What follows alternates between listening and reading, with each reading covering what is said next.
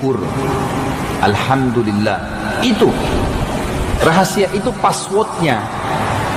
Kalau antum mau buka komputer, antum mau buka HP, ada kata sandinya. Ini kata sandinya nih. Syukur. Alhamdulillah. Nah, kebanyakan orang tidak bersyukur karena konsepnya adalah mereka tidak mengetahui kalau ini semua nikmat, sehingga yang dia syukuri yang dia anggap nikmat. Saya kasih contoh. Kalau ada seseorang di antara kita, teman-teman sekalian, targetnya punya mobil dan Allah baru kasih dia motor. Pertanyaannya, apakah dia pernah syukuri motornya? Kebanyakan orang tidak syukurin tuh. Padahal password untuk pindah ke mobil, syukurin dulu tuh motor.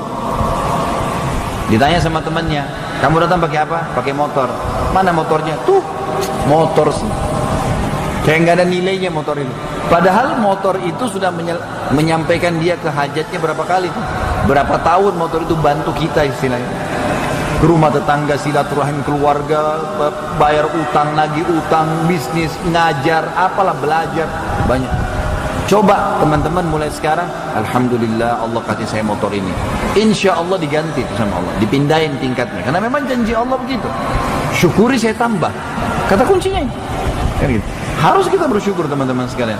Baru bisa. Pernah nggak antum mensyukuri anggota tubuh antum sendiri? Nafas yang kita bisa hirup. Bayangin kalau kita sakit teman-teman. Kalau kita sakit, maka berapa harga satu tabung oksigen di rumah sakit?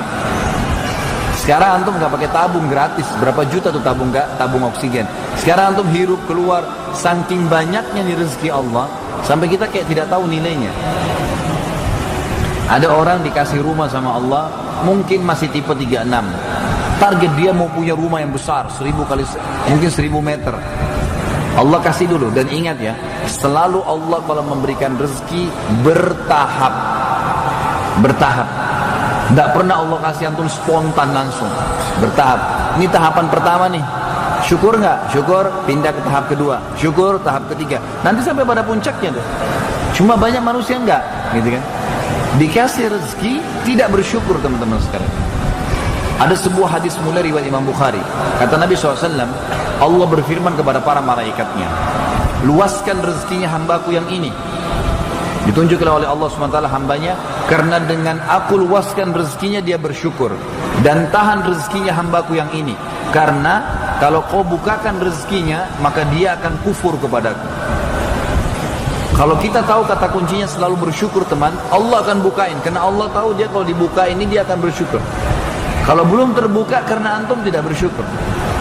Saya punya teman dekat di salah satu kota di Indonesia, tidak usah saya sebutkan nama kotanya.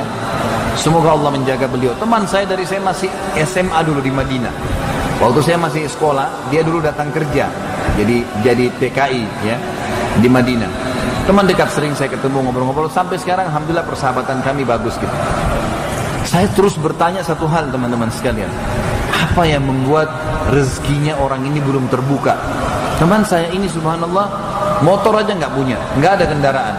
Tinggal rumah, tinggal sama istrinya. Istrinya yang kadang-kadang kerja, dia kadang-kadang kalau ada apa gitu dipinjam tenaganya untuk bawa mobil baru dia kerja. Kalau enggak ya enggak.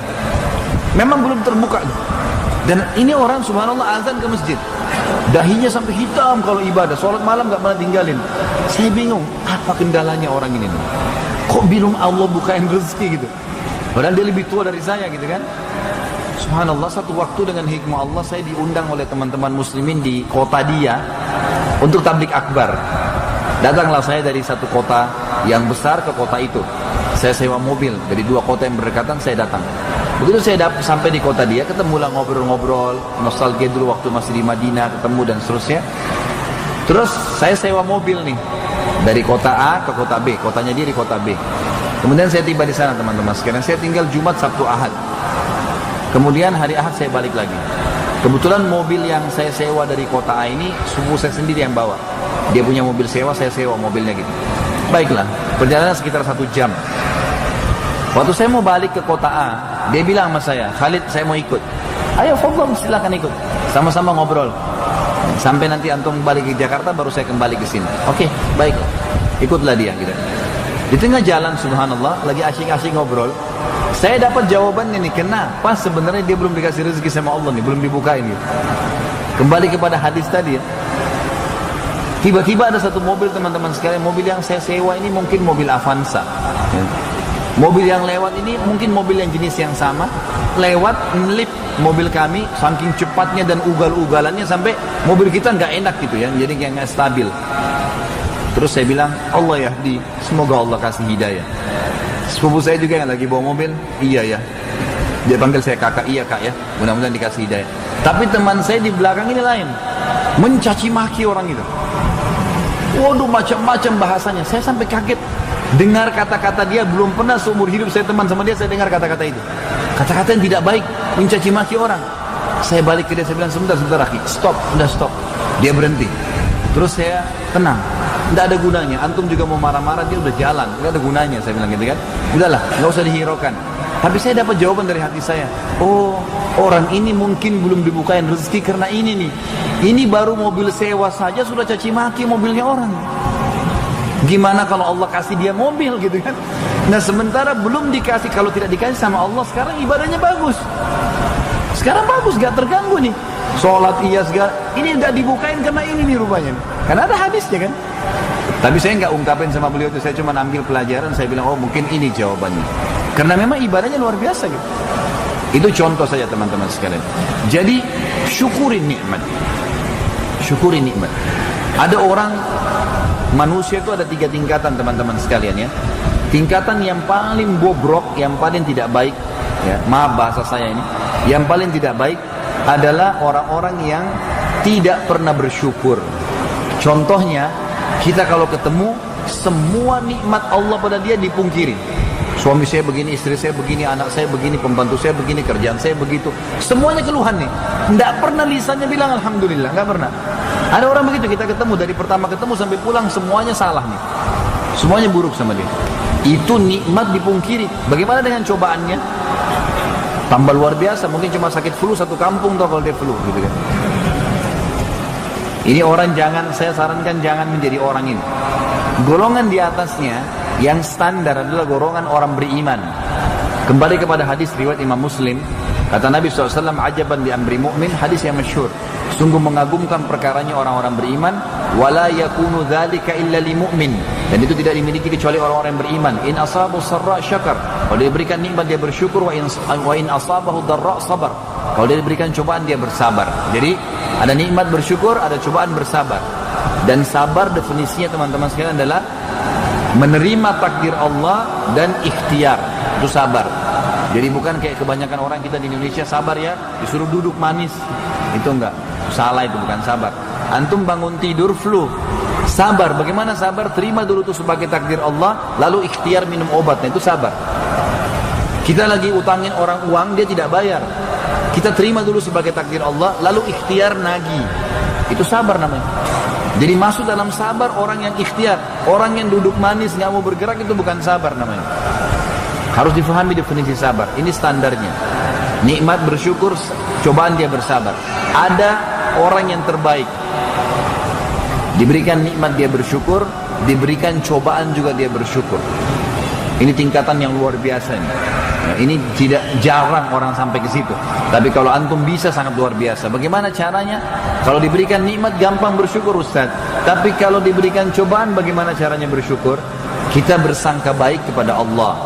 Sebagaimana sabda Nabi SAW hadis qudsi riwayat Bukhari, Allah berfirman, Ana inda dhanni abdi bi. Saya sesuai dengan prasangkaan hambaku. Gitu ya. Misal contoh begini. Saya kasih kata kuncinya. Kalau teman-teman lagi mendapatkan sebuah cobaan yang berat, misal pulang ke rumah, rumahnya terbakar, usahanya bangkrut, apa sajalah sesuatu yang berat misalnya, gitu kan? Maka bagaimana caranya saya bisa bersyukur kalau saya pulang ke rumah, rumah saya terbakar? Yang sebelum antum bicara syukuri terhadap cobaan, antum harus tahu dulu satu hal. Dalam Islam kalau sedang terjadi sesuatu, cobaan apapun, kata kuncinya kita dilarang mengatakan kalau seandainya.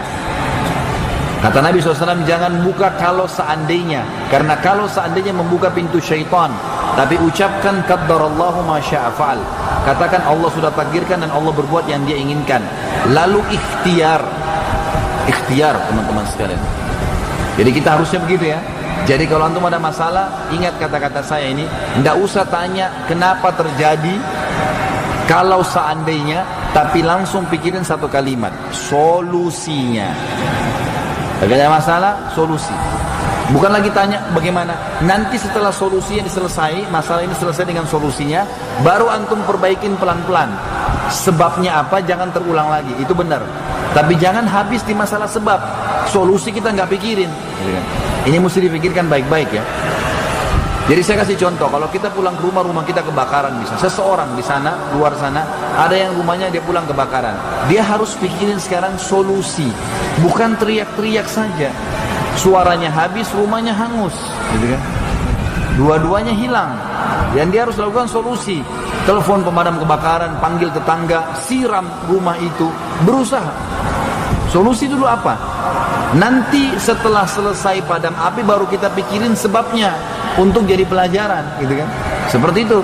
Nah, kalau rumah itu pun hangus sama sekali, hilang, apakah kita masih bisa bersyukur? Jawabannya iya. Asal kembali kepada hadis Bukhari tadi. Saya sesuai dengan perasaan hamba-hambaku, gitu kan? Jadi kita mengatakan alhamdulillah saya tidak di rumah pada saat itu. Kalau saya di rumah saya juga hangus terbakar. Dan pada saat cobaan lagi memuncak, itu doa dimustajab oleh Allah. Pada saat itu antum berdoa, ya Allah, sebagaimana engkau telah mengambil rumah ini, mungkin ada uang haramnya, mungkin ya engkau ingin menggantikan saya yang lebih baik, ya Allah, gantikanlah yang lebih baik. Itu bisa. Ada satu jemaah saya di Irian Jaya, saya waktu itu hari pernah ceramah di sana. Kebetulan saya agak lama waktu itu di satu pedalaman, sekitar 3 mingguan di situ. Waktu saya ceramah tentang cobaan, lalu dia mengatakan, Ustaz, apa yang Ustaz ceritain itu terjadi pada saya. Tapi saya belum tahu hukumnya, baru saya tahu sekarang gitu. Tapi yang Ustaz sampaikan itu yang saya lakukan, dan benar begitu hasilnya. Dia cerita, dia bilang, saya datang ke sini ke Irian dari Makassar orangnya kebetulan. Dia bilang saya nggak punya apa-apa, nggak ada duit apapun, di kantong saya 6.000 rupiah. Dia bilang, saya mulai ngojek, mulai ini, mulai itu, bekerja lah ya kecil-kecilan. Sampai dalam beberapa tahun Ustaz saya berhasil membeli sebidang tanah. Saya bangun di atasnya rumah kayu. Kebetulan saya lagi diundang makan sama dia di rumahnya, rumah kayu gitu kan. Ini Ustaz yang saya bangun, rumah kayu saya bangun di lokasi ini. Dan saya berhasil mengumpulkan modal dagang sekitar 60 juta rupiah. Satu malam Ustaz, waktu saya lagi tidur sama istri sama anak saya, tiba-tiba terjadi kebakaran. Saya rasa panas, begitu saya bangun ternyata rumah saya ini sudah kelalap api besar. Saya coba selamatkan istri anak saya, begitu kami keluar semuanya yang lain hangus nih. Barang dagangan 60 juta habis, rumah habis plus, nggak ada apa-apa, jadi tanah semuanya. Tapi dia bilang, pada saat itu saya berpikir, Ustaz, mungkin ada uang haram, mungkin dulu saya pernah punya dosa, Allah mau bersihkan. Dan saya buat yang seperti Ustaz bilang, saya berdoa, ya Allah, gantikanlah yang lebih baik sebagaimana kau sudah ambil. Dan saya mulai ikhtiar, mulai besoknya Ustaz, saya nggak mau putus asa, saya mulai kerja lagi dari nol, nggak apa-apa, gitu kan. Kemudian saya kerja, dalam 1 tahun Ustaz, seperti Ustaz lihat, ini rumah sekarang yang Ustaz saya undang makan, rumah yang saya kumpulin 1 tahun ini, kebakaran 1 tahun yang lalu nih. Ini saya bisa bangun kembali, modal usahanya sekarang sudah double dari modal usaha yang pertama. Di sebelah rumah saya ini ada tanah beberapa bidang saya bisa beli, dan saya bangun beberapa rumah saya kontrakin. Yang saya lakukan adalah solusinya Ustaz. Dan saya tetap bersangka baik dengan Allah. Itu kata kuncinya teman. Dengarkan apa yang Allah katakan tentang masalah syukur. Di dalam surah Al-Quran Al-Ankabut, surah nomor 29 ayat 17. Surah nomor 29 ayat 17. A'udzu billahi minasyaitonir rajim. Innama ta'buduna min dunillahi awthanan wa takhluquna ifka. Innal ladzina ta'buduna min dunillahi la yamlikuna lakum rizqan fabtagu indallahi rizqa wa'buduhu washkuru lah ilaihi turja'un. Terjemahan umumnya ayat ini, sesungguhnya semua yang kalian sembah selain Allah adalah berhala-berhala yang kalian buat-buat dengan kedustaan. Misal, orang nyembah pohon, dia yang bilang ini pohon Tuhan saya, dia yang bilang pohon ini keramat, nggak ada yang bilang. Dusta. Dari mana itu bisa jadi Tuhan pohon? Orang yang buat patung, dia yang ambil batu, dia ambil tanah, dia ambil semen, dia yang buat, dia yang ukir matanya, dia yang ukir mulutnya, kemudian dia bilang ini Tuhan saya. Itu namanya ifka, dusta. Bagaimana kamu dustain diri kamu sendiri? Ini bukan Tuhan semuanya. Batu yang dijadikan sebagai jimat, ini bisa memberikan kepada saya ini dan itu. Batu kecil. Allah mengajak kita teman-teman untuk hidup di alam manusia kita. Tidak usah mencari alam yang di luar alam manusia. Makanan kita apa yang sekarang kelihatan, minuman kita, sifat-sifat kita, udara ini fasilitas, itulah kita. Gak usah menyeberang ke alam-alam jin, alam hewan, gak perlu. Gak usah, gitu kan? Gak perlu semua. Dan perlu antum tahu ya, manusia kita ini teman-teman adalah khalifah, pemimpin di muka bumi. Kita ini kalau datang ke sebuah tempat, manusia datang ke sebuah tempat di muka bumi ini, makhluk Allah yang lain pergi tuh. Secara ilmiah, saya pernah lihat cuplikan beberapa ilmuwan berhubungan dengan masalah alam hewan. Mereka bilang, sebuas apapun hewan-hewan itu kayak harimau, singa, ular, kalau cium bau manusia pergi mereka. Itu secara ilmiah begitu. Mereka tuh ada manusia, mereka pergi. Yang tinggal cuma 1-2, yang lainnya pada pergi semua. Coba diantum lihat kalau dulu rawa-rawa, dulu sawah, begitu dibangun hilang semua tuh, hilang, nggak ada, pergi semua. Termasuk jin-jinnya, syaitan-syaitannya semua pergi. Dan teman-teman sekalian, kita ini khalifah, pemimpin. Orang-orang yang minta tolong pada syaitan itu adalah orang-orang yang tidak faham kedudukan dia sebagai manusia. Dan saya ingatkan di sini teman-teman sekalian agar jangan membuat istilah-istilah yang membuat manusia akhirnya kufur kepada Allah, syirik. Seperti misal di Indonesia dulu sudah bagus-bagus dukun itu namanya dukun. Setelah dukun sudah mulai jadi masalah, ada dukun yang dibunuh oleh warga kena menipu, ada dukun yang begini, diubah sekarang. Tapi ubahnya gak nanggung-nanggung nih, menjadi orang pintar,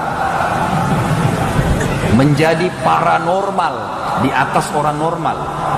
Ini istilah bahaya nih. Orang-orang ini semua teman-teman sekalian orang-orang yang tidak pintar, orang yang tidak normal. Kenapa? Saya kasih rasionalnya. Ada bahasan saya kemarin tentang membongkar dan memperbaiki perdukunan dan sihir, dan saya ajarkan tentang metode pengobatan ruqyah, gitu kan. Kemarin tabligh akbar di Bandung dan beberapa tempat juga pernah itu. Yang jelas teman-teman sekalian, saya coba memberikan kesadaran terutama dari muslimin yang terjun ke alam dukun-dukun ini. Mereka tidak tahu kedudukan mereka sebagai manusia. Kita khalifah. Jadi kalau seandainya kita ini masuk ke sebuah, kita ini datang ke sebuah tempat, yang lainnya pada pergi gitu. Orang-orang yang datang ke gunung-gunung, ke gua, pantai, minta-minta dewa ini, dewa itu, penjaga gua, manggil-manggil. Ini manusia yang tidak tahu kedudukan dia. Pasti setiap kali dia bersemedi, nggak pernah 1 jam, 2 jam, kemudian langsung datang syaitannya tuh, yang dia minta panggil dewa-dewanya. 2 hari, 3 hari, seminggu, 40 hari. Kenapa? Ulama memberikan gambaran. Jadi pada saat mereka lagi minta, wahai dewa laut, wahai dewa gunung, wahai apalah di Indonesia, gondoruo lah, kuntilanak lah, namanya macam-macam. Dipanggil-panggil misalnya. Setan-setan ini teman-teman untuk lihat manusia, dia lihat manusia nih. Ini khalifah nih. Ini pimpinan saya nih. Pimpinan dia nggak berani. Tapi karena orang ini bodoh, nggak ngerti, gitu kan?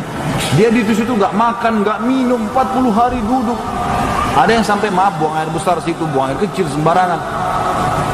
Setannya lihat ini bodoh benar nih orang. Keluar suaranya, iya kamu apa? Saya mau ilmu kebal. Lihat bagaimana setan kerjain dia. Dia keluar dari alam manusianya ya, untuk membuat orang lain suka. Allah sudah kasih kita potensi kan, tunjukkan perilaku yang baik, santun, berbagi. Kan manusia kan suka, itu alam kita. Jangan pindah di alam lain ini, nggak perlu. Maka syaitannya mengatakan minum darah. Darah nggak mungkin diminum di alam manusia kan?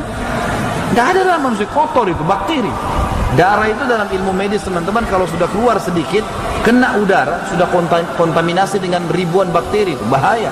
Jadi, tapi itu terjadi. Makan kotoran kamu. Jadi orang yang minta tolong sama syaitan itu sama dengan orang yang kuliah, cerdas. Dia lagi sakit kepala, lewat anak SD. Dia panggil, dek sini sebentar dek. Saya sakit kepala, obatnya apa? Kata anak SD, minum kencing saya kak. Bodohnya dia, ya sini kencing kamu, diminum sama dia. Ini teman-teman, saya bukan bicara kosong ya, ada dalilnya. Surah Jin 17 ayat pertama, ada sababan nuzulnya. Jadi orang-orang Quraisy dulu, orang-orang Mekah dulu, itu mereka kalau jalan keluar dari Mekah menuju ke perjalanan lah ya, safar gitu ya. Ini diceritakan dalam Al-Quran. Kalau mereka lagi istirahat di sebuah lembah, terus kemudian mereka mau tidur malam, pimpinan kafilah itu, perjalanan itu akan mengambil setengah bekal makanan mereka, bawa ke tengah-tengah lembah. Lalu dia bilang, wahai penjaga lembah, ini setengah bekal kami, jangan ganggu kami ya. Padahal lembah itu dijaga oleh malaikat. Malaikat-malaikat Allah yang jaga udaranya, yang ngatur tanah, yang ngatur itu kan malaikat. Saya jelaskan dari pagi kan. Bagaimana malaikat yang ditugaskan oleh Allah jaga gunung, jaga atur air, populasi hewan-hewan, manusia, tumbuh-tumbuhan, itu malaikat semua. Tapi karena dia bilang itu, setan-setan yang lewat di sekitar lembah itu lihat, loh manusia ini bodoh nih, dikerjain. Kata Allah, fazaduhum rahaqa. Maka setan itu makin kerjain mereka, makin dikerjain.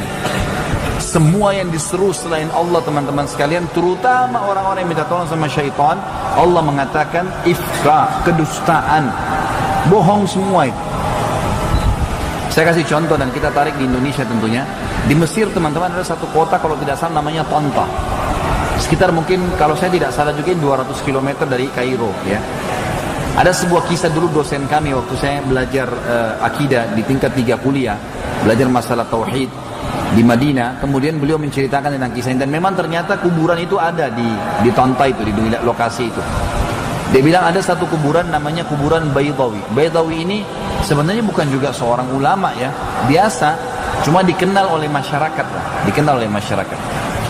Waktu dia meninggal, karena dia baik dengan orang-orang sekitar, ada satu warga menghadiahkan sebidang tanah di kebunnya untuk jadi kuburannya Baydawi.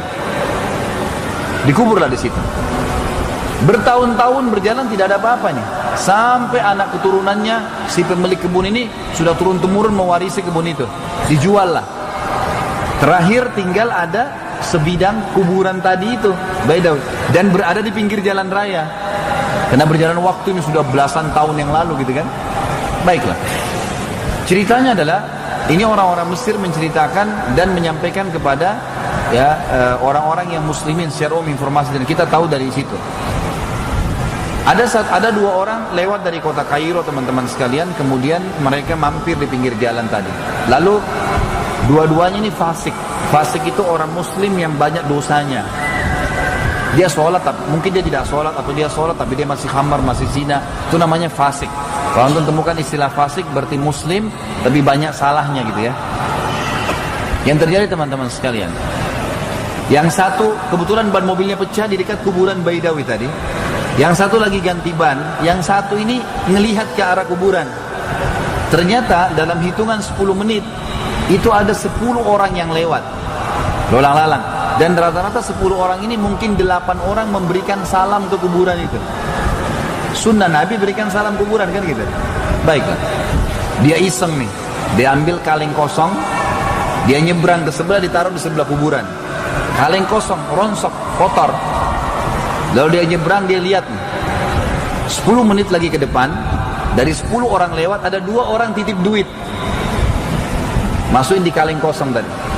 Dia bilang sama temannya ada proyek nih, pergi ke toko bangunan, kuburannya diubah, pasang keramik, pasang pagar, pasang kelambu. Wah luar biasa, tulis kuburan Syekh Badawi. Dia tidak pusing, orang mau syirik, orang mau apa, dia nggak pusing bagi dia. Taruh celengan yang bagus. Ternyata dia bilang besok setelah kita perbaiki ini, kita tunggu, lihat hasilnya sehari. Ternyata dari sekian banyak orang lewat, banyak yang mampir. Makin dikembangin, siapa yang mau berdoa silakan, menjadikan Syekh Badawi perantara. Ini sudah mulai benda mati, syirik nih. Dia nggak pusing. Sekarang teman-teman sekalian, yang waktu dikisahkan waktu itu ya, saya nggak tahu kalau hari ini. Kata Syekhnya, sekarang waktu itu mungkin sekitar, saya masih tingkat 3 kuliah tahun 97 ya. 1997 waktu itu. Kemudian dia bilang, sekarang masjidnya bisa menampung sekitar, kalau tidak salah ya, menampung sekitar 1.000 orang atau 2.000 orang jemaah. Masjid dibangun besar dan bisa menghasilkan per bulannya 1 juta pound Mesir. Kalau kita mungkin 1,5 miliar gitu kan, rupiah. Orang itu hidup dari situ tuh, dari celengan tuh. Dia nggak pusing orang syirik atau tidak gitu kan. Tapi ini contoh teman-teman sekalian, Ternyata yang disembah selain Allah itu memang kedustaan. Nggak ada hubungannya, kuburan itu apa hubungannya? Di Indonesia teman-teman yang datang minta-minta ke kuburan, coba tanyain, suruh jujur, apa yang kamu minta ke situ? Kalau kamu yakin itu bisa memberikan manfaat, saudaraku, kenapa kau tidak yakin Tuhannya kuburan itu lebih mampu? Tuhannya batu itu, Tuhannya manusia itu. Apa kata Imam Nawawi rahimahullah, seorang ulama Syafi'iyah masyhur. Beliau pemilik kitab Riyadhus Shalihin, tidak ada yang tidak kenal beliau gitu. Beliau juga punya Majmu' Nawawi, terkenal sekali Imam Nawawi. Beliau mengatakan, saya heran dengan orang yang minta-minta di kuburan. Padahal yang di dalam kuburan itu seperti dia manusia sudah terindul tulang belulang. Kenapa dia tidak minta kepada pencipta manusia itu jauh lebih mampu, gitu kan? Seperti itulah. Jadi Allah menjelaskan kepada kita dan mengajak kita berfikir, teman-teman. Semua yang kalian seru selain Allah adalah berhala-berhala, dan kalian buat-buat itu dengan kedustaan. Innal ladzina ta'buduna min dunillah, sesungguhnya semua yang kalian sembah selain Allah, la yamlikuna lakum rizqa, mereka tidak punya rezeki buat kalian. Fabtagu indallahir rizq, maka hanya mintalah kepada Allah rezeki itu, wa'buduhu, dan sembahlah dia, washkurulah, dan bersyukurlah padanya. Ini kata saksi bahasan kita adalah washkurulahu, bersyukurlah padanya. Ilaihi turja'un, kepadanya kalian akan dikembalikan. Dalil yang kedua berhubungan dengan poin pertama ini adalah surah Saba. Surah Saba, surah nomor 34 ayat 15. Saba ini kalau teman-teman buka Al-Quran, surah Saba, surah nomor 34 ini, Saba nama lainnya negeri Yaman. Di zaman Nabi Ibrahim alaihissalam, negeri Yaman namanya Saba. Di zaman Balqis, ya dulu Ratu Balqis zaman Sulaiman alaihissalam masih negeri Saba namanya. Terkenal dengan kerajaan besar. Saba ini negeri yang sangat makmur. Waktu itu mereka beriman sama Allah, beriman kepada ajaran Nabi Sulaiman alaihissalam, maka makmur mereka. Makmur ya. Ada bendungan di sisi timur dan baratnya penuh dengan kebun-kebun tumbuh-tumbuh, sayur-sayuran dan buah-buahan. Allah memberitahukan rahasia kenapa mereka bisa makmur, karena mereka bersyukur. Perhatikan firman Allah dalam surah Saba ayat 15. A'udzubillahi minasyaitonirrajim. Laqad kana li sab'in fi maskanihim ayah. Sesungguhnya bagi negeri Saba Yaman itu di tempat tinggal mereka ada tanda-tanda kebesaran Tuhan Allah. Jannatani ayyamin wa shimal, kebun-kebun yang lebat di timur dan baratnya. Kata ulama tafsir, di timurnya penuh dengan semua jenis buah-buahan, di baratnya semua jenis sayur-sayuran. Sampai mereka menjadi pemasok terbesar di dunia pada saat itu. Orang kalau datang membawa beli sayur, makan buah, di sana pusatnya. Kulu min rizki rabbikum washkurulah. Allah cuma minta mereka makan, silakan puas dengan makanan yang halal itu, dan bersyukurlah, kata Allah. Kalau kalian bersyukur, hasilnya adalah baldatun thayyibah, negeri kalian akan jadi makmur, wa rabbun ghafur, dan Tuhan kalian maha pengampun. Kalau kalian punya salah, Allah akan maafkan.